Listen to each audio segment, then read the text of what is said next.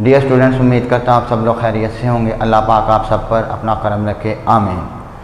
तो स्टूडेंट्स, जैसा कि लास्ट लेक्चर्स में हमने एग्जाम्पल्स 3.1 और 3.2 डिस्कस की थी, तो बच्चों उससे नेक्स्ट टॉपिक जो आज आ रहा है वो है हमारा बैलेंसेस के रिलेटेड। ठीक है बच्चों, तो आपने ये टॉपिक ध्यान से सुनना है। अगर किसी को कोई मसला मसाइल परेशानी हो तो वो मुझे कमेंट बॉक्स में पूछ सकता है।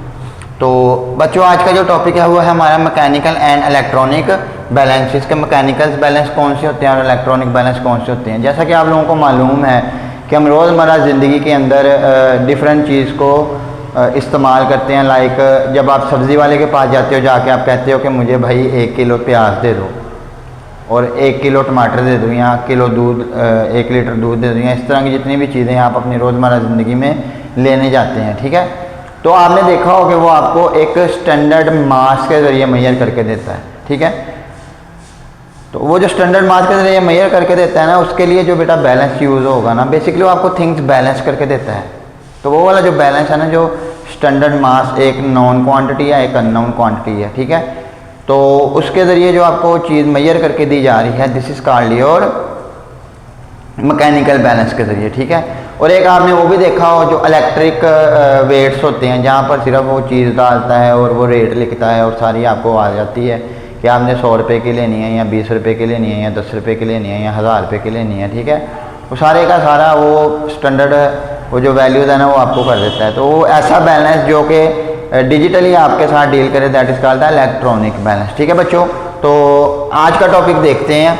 सबसे पहले बच्चों देखो, हमारा जो टॉपिक की हेडिंग है वो है मैकेनिकल बैलेंस। कौन सा बैलेंस है बेटा?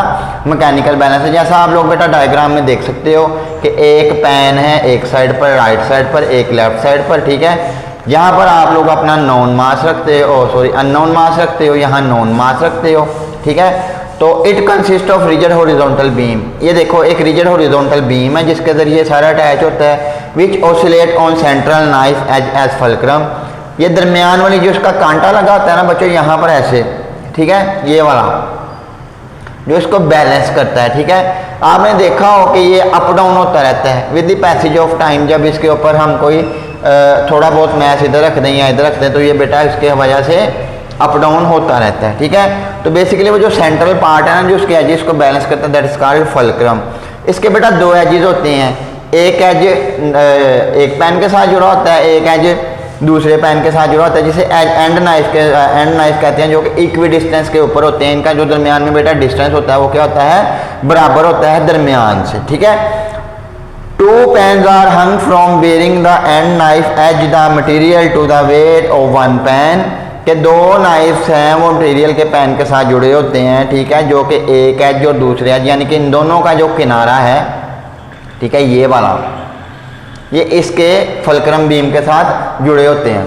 ठीक है बच्चों, जैसा मैं आपको स्टार्टिंग में बता देता हूँ कि जो एक स्टैंडर्ड मास होता है, ठीक है, एक जो है वो अननोन मास होता है। तो स्टैंडर्ड मास जो होता है, जो हमें पता है कि यानी कि इसका वजन अगर 1 kg है, ठीक है, वो जो हम कहते हैं जिसे पंजाबी में वटा भी कहते हैं, ठीक है, पत्थर भी कहते हैं, वेट भी इंग्लिश में कहते हैं। ठीक है, 1 kg का पत्थर या वेट, या 2 kg का पत्थर या वेट, या 3 kg का, तो वो हमें मालूम होता है ऑलरेडी। तो हम बेटा वो पैन की इस वाली साइड पर रखते हैं, ठीक है, लेफ्ट साइड पर, और जो अननोन मास होता है, ठीक है, वो हम राइट साइड पर रखते हैं। जब बेटा ये दोनों बीम के बैलेंस आपस में इस तरह लेवल पर आ जाते हैं ना, इसका मतलब ये वाली जो क्वांटिटी है ना, जो राइट साइड पर हमने इस साइड पर रखी थी, ये भी 1 kg की हो चुकी है या 2 kg की हो चुकी है, जितनी हमें रिक्वायर्ड है। ठीक है, तो नेक्स्ट देखते हैं इसके बाद, द डिफ्लेक्शन ऑफ बैलेंस में भी indicate by pointer attach to the beam. कि वो डिफ्लेक्शन है वो बीम के पॉइंटर की वजह से ऊपर नीचे आ रही है। अब डिफ्लेक्शन के यहाँ पर डिफ्लेक्शन वर्ड का क्या मतलब है? डिफ्लेक्शन वर्ड का ये मतलब है कि चीज़ें अभी भी बराबर तवाज़ुन में नहीं आई, बराबरी पर नहीं आई, तो वो अप डाउन हो रही हैं। The weight is adjust to bring the beam balance equilibrium. ये बेटा जब दोनों में वेट बराबर आ जाता है तो बीम बैलेंस इस तरह बिल्कुल एक सीध में या बिल्कुल एक स्ट्रेट लाइन में इक्विलिब्रियम हालत में वापस आ जाता है। ठीक है, तो अदर टाइप्स भी होते हैं बेटा, जो कि हैवी मटेरियल्स लाइक बड़े बड़े जो हैं बेटा वो अपना आटे के जो थैले हैं, सीमेंट के बड़े बड़े थैले हैं, ठीक है, जो हम इस तरह छोटे छोटे बैलेंसेस पर जब वेट नहीं ना कर सकते, ठीक है बच्चों, तो हम उसके लिए जो इस्तेमाल करते हैं वो भी होता तो बेसिकली मैकेनिकल बैलेंस है, लेकिन वो मैकेनिकल प्लेटफॉर्म बैलेंस होता है। कैसे? जैसे बच्चों आप लोग डायग्राम में देख सकते हो, अक्सर आप जब आटा वगैरह लेने जाते हो तो आप वहाँ पर देखते हो कि उसने इस तरह का एक बड़ा सा ना बैलेंस रखा होता है। यहाँ पर बेटा वो आटे का एक थैला रखता है और आपने देखा हो कि यहाँ पर उसके एक ना छोटा सा रॉड सा निकला होता है। बेसिकली बेटा ये रॉड नहीं होता, ये होता है फलक्रम। और आपने देखा हो कि उस तरह के छोटे छोटे मैसेज उसने साथ हुक के लगाए होते हैं, ठीक है, जो इसको मूव करवाता है राइट साइड पर या लेफ्ट साइड पर, ठीक है। तो ये जो होते हैं ना, ये स्टैंडर्ड मास होते हैं, नॉन मास होते हैं, जो कि बैलेंस में मदद देते हैं, ठीक है। जैसे ही ये फलक्रम का बैलेंस और इसका बैलेंस वेट का आपस में जहां पर जाकर ये जीरो के ऊपर जाकर कंसाइड कर जाता है, ठीक है, इसका मतलब कि जो नीचे चीज पड़ी है उसका वजन इतना है। तो अब इसको पढ़ लेते हैं। Standard weight are not required use this balance, कि हमें कुछ छोटे यहाँ पर स्टैंडर्ड वेट नहीं चाहिए होते। Fulcrum beam such as balance keep very near to its one end, के फलक्रम बीम के आखिर तक या इसके दूसरे एंड तक हमें वो जो स्टैंडर्ड मास है वो लेके जाने पड़ते हैं। Smaller weight have to put on the one end of the beam to bring equilibrium, कि हम छोटे मैसेज को, जैसा मैं आपको स्टार्ट में बता के हटाऊँ कि छोटे मैसेज को जब हम पुट करते हैं, ठीक है बच्चों, तो ये जो बैलेंस है ये इक्विलिब्रियम में आ जाता है बीम का। तो smaller weight are already calibrated to the standard weights, के स्मॉलर वेट को ऑलरेडी कैलिब्रेटेड कर लिया गया है जो कि स्टैंडर्ड वेट हमें मालूम है। तो जैसे ही बच्चों ये आपस में कंसाइड करती है जीरो की रीडिंग जीरो के साथ, तो हमारे पास जो रीडिंग है वो आ जाती है कि ये 32 kg का है या 50 kg का है या 100 kg का है या कितना है इसका वेट, ठीक है बच्चों।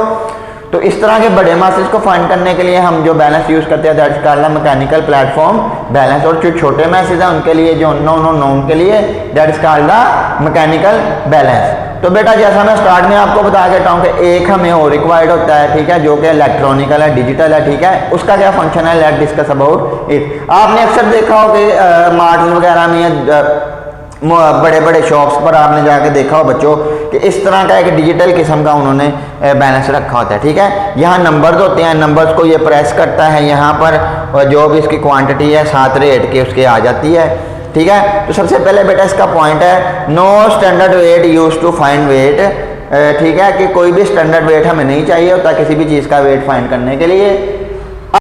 पावर सप्लाई के साथ कनेक्टेड होती हैं, लाइक इनके अंदर बैटरीज लगी होती हैं जो कि इसके मॉडल्स को ऑपरेट करती हैं। तो there are some models which can be operate by using dry batteries, इसके मॉडल्स को ड्राई बैटरीज ऑपरेशन के जरिए यूज किया अपना कंट्रोल किया जाता है। It is more precise than mechanical balance, बेटा जो इसकी रीडिंग होती है वो ग्राम तक हम नोट कर लेते हैं। तो ये मज़ीद यहाँ ये ज़बरदस्त किस्म की प्रिसीजन वैल्यू देता है। प्रिसीजन से क्या मुराद है कि अच्छे से अच्छी ज़बरदस्त से ज़बरदस्त वैल्यू इसके ज़रिए हम चीज़ की फाइंड कर सकते हैं। कि लाइक मुझे अगर कोई चीज़ चाहिए 1 kg चाहिए, तो अगर ये 1.03 kg भी हो गया ना, ठीक है, इसका मतलब 3 ग्राम ऊपर है या 0.3 ग्राम ऊपर है।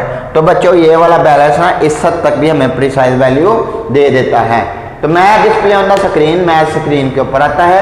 अब बच्चों हमें वो जो रेट शेट की बहस से बचने के लिए ना हम इसके ऊपर स्टैंडर्डाइज वैल्यू लगाते हैं। लाइक मुझे अगर चीनी का जो रेट है फॉर एग्जांपल वो है जी 160 रुपीज़ है पर केजी, मुझे चाहिए बेटा 90 रुपीज़ की। अब देखें 90 कोई फिगर नहीं है, ठीक है, मतलब 90 इस तरह का फिगर है जो कि अपना ½ kg से ज़्यादा या ½ kg से कम मुझे मालूम नहीं है, ठीक है। तो मैं दुकानदार के पास जाऊंगा, मैं कहूँगा जी भाई मुझे 90 रुपीज़ की ना शुगर दे दें, ठीक है। तो वो क्या करेगा, शुगर इसके अंदर डालेगा, रेट इसके ऊपर लिखेगा 160 रुपीज़, ठीक है बच्चों। तो जब 90 रुपीज़ की यहाँ शुगर हमारे पास आ जाएगी, वो कितने ग्राम होगी, तो ये प्रिसाइजली हमें जो उसकी जितनी भी रिक्वायरमेंट वैल्यू है वो हमें दे देगा। तो बच्चों ये था आज का हमारा टॉपिक। उम्मीद करता हूँ आपको ये समझ आया होगा। अगर बच्चों इसके रिलेटेड आपको कोई क्वेश्चन या क्वेरीज हुई तो आप मेरे यूट्यूब के नीचे ये जो वीडियोस के नीचे कमेंट है आप उसमें अपनी प्रॉब्लम्स को डिस्कस कर सकते हो, ठीक है। चैनल को लाइक करें, सब्सक्राइब करें और मज़ीद वीडियोस देखने के लिए हमारे साथ बने रहें। अल्लाह ताला आप सब पर अपना करम रखे, आमीन। अल्लाह हाफिज़ बच्चों।